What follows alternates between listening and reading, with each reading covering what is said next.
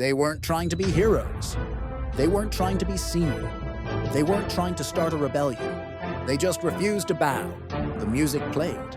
The crowd moved as one.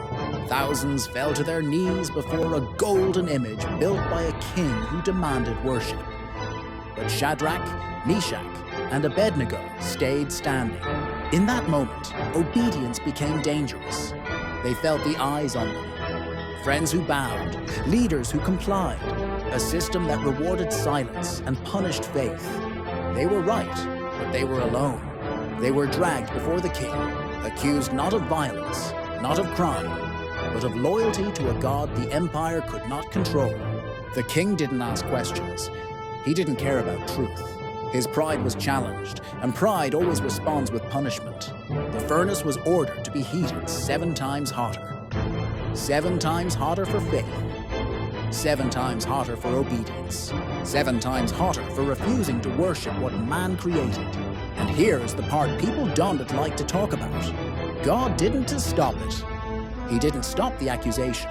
He didn't stop the guards. He didn't stop the fire from being lit. They had no promise they would survive. Only this: our God is able to deliver us. But even if he does not, we will not bow. That's real faith. Faith without guarantees. The soldiers grabbed them and dragged them toward the flames. The heat was so intense, it killed the men who threw them in. And still, God did not stop the fall. They went into the fire bound, chains on their wrists, fear in their hearts, fire all around them. Then heaven interrupted. The king stood up in shock.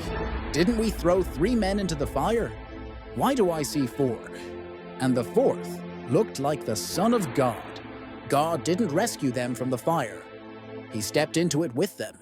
The flames surrounded them, but did not touch them. Not their skin, not their clothes, not even their hair.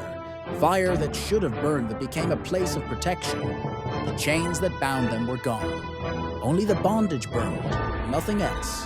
When they walked out of the furnace, they didn't stumble. They didn't limp. They didn't smell like smoke.